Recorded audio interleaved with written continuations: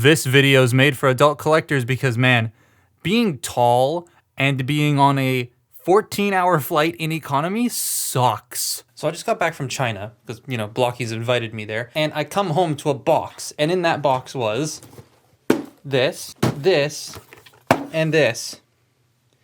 More Blockies. I can't escape them. All right. When they showed this thing off, there was a lot of buzz about the chest because it looked like this. And even when he's packaged, it looks like this. But classic Hasbro not knowing how to pose their own products half the time, it does actually flatten out and look more natural. When he's packaged, the backpack is compressed to allow for him to sit in the deluxe box and fit in there. But once you get him out, you have to straighten the backpack out like this, then the chest folds down and sits more flush to the body. There are still a couple of angles where I know it will still bother some people, which is fine, we all have our own personal tastes, but this compresses enough for me that I'm totally okay with it. Now, how the hell did I get this? Well, recently I went to China for Blocky's 325 event, which is like March 25th, that's what that means, and I took an extra day to go shopping. I have a larger China video planned where I talk about the story of how I found this, because it is really funny, but I did buy this at a retail store called Club Toys, not sponsored. I couldn't bring the box back with me because my suitcase looked like this, but here's a photo of the box.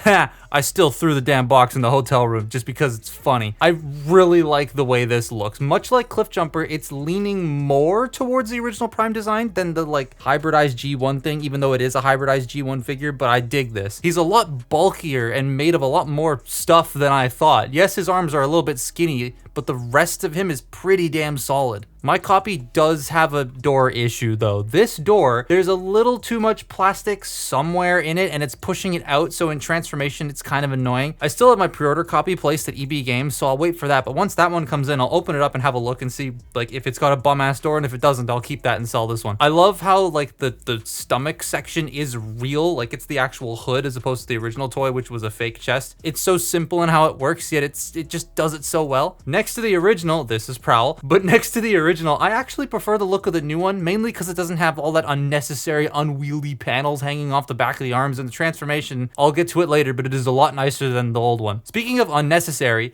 these tabs at the knee, I know they're here to make sure the leg is straight when he's in robot mode, but like, what's the point in that? They feel so unnecessary and they just get in the way. I'm just gonna cut them off. Plastic feels nice. Nothing about it feels too glossy or thin. It's got a great hand feel. And he poses super well with these two cannons you can peg into the backs of the hands, and you can get him into like some really neat shooting poses, even though I think the cannons look a little too small. But also, yes, phase shifter. Thank you. I love that they put that there. Once they do this in blue and yellow, because come on, they have to do this in blue and yellow, then I'm definitely replacing this one with that because I much prefer that deco. And next to Cliff Jumper, he looks great. Man, I wish the first few Legacy Prime toys fit this same motif.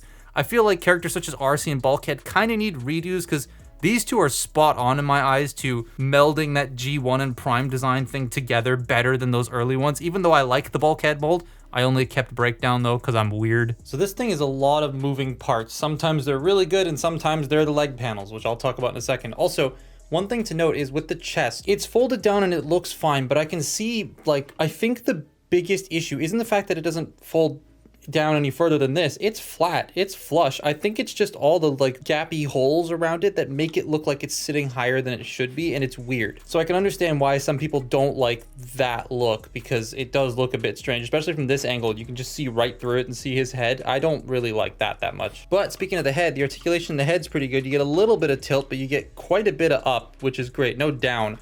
And then you get some rotation. These shoulders are on mushroom pegs, so they can do a full 360 degrees. They can go out that far. You got your bicep rotation. Double jointed elbows for the transformation, but that's nice. Nothing at the wrist, however, it does like fold in if you want to use that. The doors, you can fold them in and out, and they can go up and down as well. And then this one can just come right off because it's not, yeah, you know, my copy's got a weird door. There is a waist joint, so you can rotate the waist. He does have a hip skirt, so this folds up, but it doesn't have to. So the hips go forward that far and go back that far and then go in and out. They can do a full splits.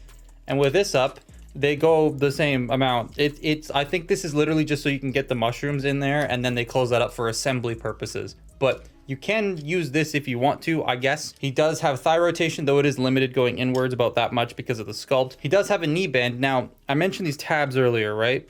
They clip into the thigh for some reason and fold. They're not even meant for transformation. They're just there to keep the leg straight. But if you notice, every time you move them, they pop this panel open, like it's already popping open. And in order to bend the knee, I need to open this up and then do that, then peg the leg together. It's just weird, and I honestly might just cut them off. Actually, no, I probably will just cut them off because they just get in the way. And then the ankles, they can go down. They can't really go forward, but you do have a toe bend, and then you have an insane ankle pivot. Literally the only articulation woe I have is the knees. I just think they're weird with those tabs, but I'm going to trim them. Otherwise, this thing is very fun to pose around. I really do like this robot mode. Now that I know how the chest is supposed to sit, this thing just hits almost every note for me. Now, when comparing it to the older figure, the transformations are vastly different. The old one feels like I'm trying to transform an animal that's trying to eat me at the same time. Those shoulders hate cooperating, and getting the arms to fold in just sucks. Whereas this one is a lot more simple and refined, minus that one bum-ass door. This, I believe, it was engineered by a new Takara employee, or at least someone new to the Transformers brand at Takara. And as their first figure in this space, I think they did a pretty decent job. Oh, I don't look forward to transforming this for the size comparison. Also, you are really far away.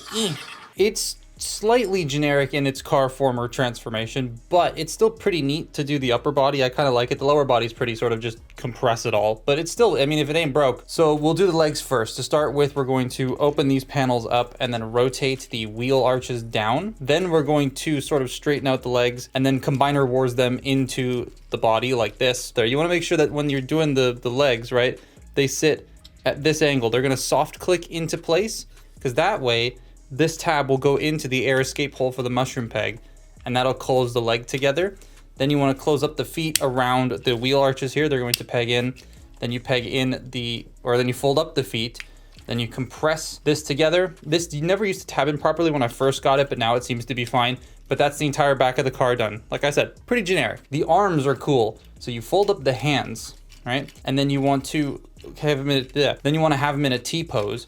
Then you take these sections and you fold them up, but you want to make sure they stick out like this at the elbow so they make this shape. So you do that on both sides here. We got to remove the guns because they have to come off. Then you take this chest section and you fold it up. It pegs in, but it also clips, like the shoulders clip around it. So you want to bring the shoulders out and then push it up. That'll get that out of the way.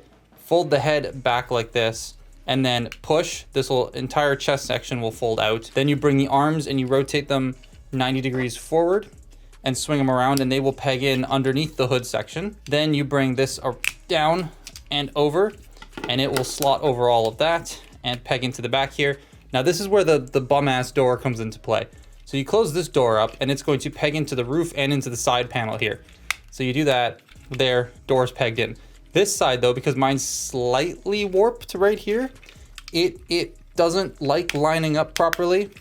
Like I can get it there, but it's not gonna line up down here where it has to clip in, and then this doesn't stay flush there. Doesn't sit flush there because of just the way that this whole door fuck up works. But other than that's a pretty fun transformation. I really like doing that. And then you can peg these in to the back here to be his massive exhausts. But yeah, I really like doing that. It's much nicer than this thing. That's just the car. That's straight up the car from the show. That's insane. It's spot on. I love it with the blue stripe and the patterns on the doors. I do wish they painted the rear window though. Come on, that couldn't have cost that much more. The weapons can soar at the back to be exhausts, which is cool. They stick out so far though that you know this car is going to be very, very loud, and you know that whoever tuned this didn't tune the engine. They just put big exhausts on it to make it sound nicer, but it doesn't have any power. He rolls pretty well too for all the wheels being clipped in, and he's a very nice size. Like most sports cars, he's wide, large, but flat, and he feels more realistic. He's also like bigger than I thought he was gonna be. My copy, like I said, has the bum-ass door, which means all these parts on the side don't really like lining up correctly. Again, I'll fix it later. But in the end, this thing is pretty nice. I was expecting to think it was just all right, but I'm having a lot of fun with it.